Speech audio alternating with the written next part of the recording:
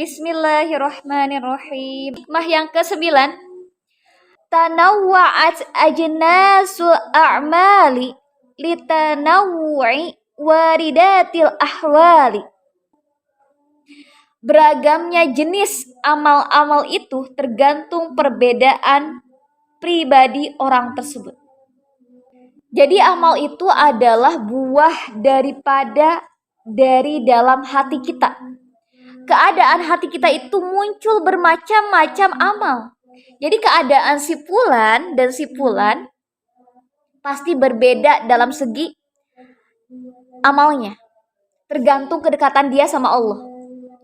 Ketika seseorang sudah melaksanakan kewajiban sholat 5 waktu lah, yaitu sudah standar orang-orang yang sudah melaksanakan sholat 5 waktu, puasa di bulan Ramadan, maka akan muncul juga yang namanya warid. Warid itu apa? Warid itu adalah anugerah-anugerah yang Allah berikan. Seperti halnya orang yang bisa menangis pada malam hari untuk bertobat kepada Allah, itu adalah anugerah dari Allah. Ibadah itu banyak, bermacam-macam. Ada ibadah mata, ibadah telinga, ibadah tangan, dan seluruh tubuh kita bisa melaksanakan ibadah. Ibadah traveling, haji dan umroh.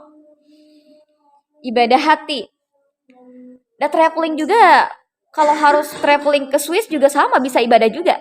Karena kalau misalnya kita niatnya untuk tadabbur alam, untuk tafakur alam. Melihat Masya Allah ya Rob, ternyata dunia yang engkau ciptakan itu luas gitu kan. Ketika kita berpijak dimanapun melihat alam yang Allah ciptakan, itu menjadi sebuah ibadah bagi kita. Nah, kita mulai dari zikir. Kenapa zikir itu banyak? Ada subhanallah, ada alhamdulillah, Allahu akbar. Karena ternyata zikir itu punya padilah atau keutamaan tersendiri. Macam-macam keutamaannya. Ada sebuah kisah dikutip dari Imam Al-Qusairi. Pada saat itu ada seseorang yang bertanya kepada gurunya, "Wahai guruku, zikir yang paling utama itu apa? Apakah harus istighfar dulu? Atau la ilaha illallah? Atau subhanallah?" Lalu gurunya menjawab, "Wahai muridku, jika kamu memiliki baju yang kotor, apakah kamu akan memakainya langsung? Atau kamu akan mencucinya?" Ini kan bahasa kiasan, bahasa majazi. Jadi maksudnya, ketika kamu memiliki dosa, apakah kamu akan langsung melakukan amalan-amalan hidangan-hidangan ibadah dibandingkan harus membersihkan hati dulu, yaitu dengan beristighfar. Maka dari itu santriwati, kenapa kita ketika melakukan ibadah-ibadah lain seperti mengucapkan la ilaha illallah rasanya gak nikmat, mengucapkan subhanallah rasanya gak nikmat, biasa-biasa aja. Ketika baca alhamdulillah gak nikmat juga.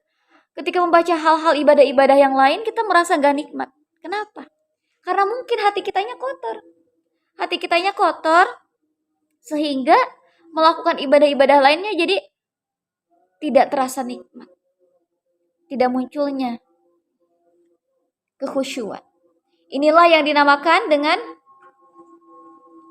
litanawwu'i waridatil ahwali. Perbedaan ragam dari waridat atau anugerah rohani. Jadi kalau misalkan hatinya bersih, maka akan mudah bagi kita untuk melakukan kebaikan-kebaikan. Nikmat rasanya kalau misalkannya mau sholat tahajud juga bangun karena semangat mau ketemu sama Allah.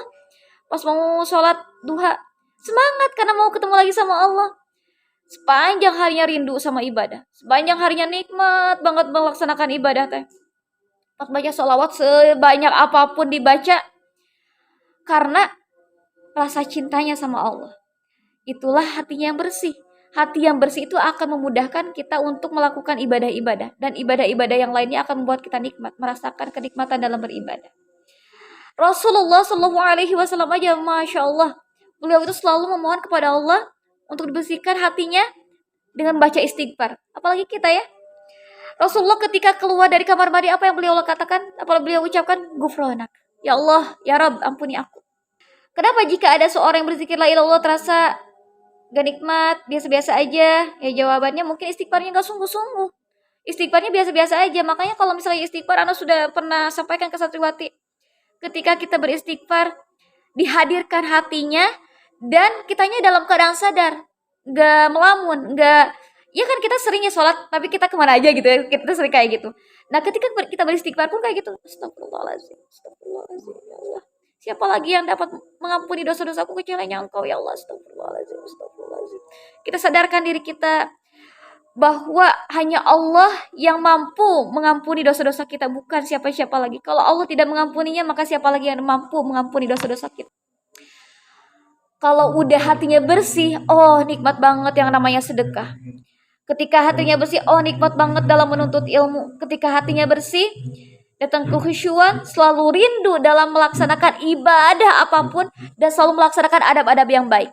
Mau dalam segi apapun, semuanya pengen baik di hadapan Allah. Selalu ingin hidangan-hidangan indah. Ketika kalbu tidak dibersihkan, maka kita tidak akan mampu menikmati ibadah-ibadah lainnya.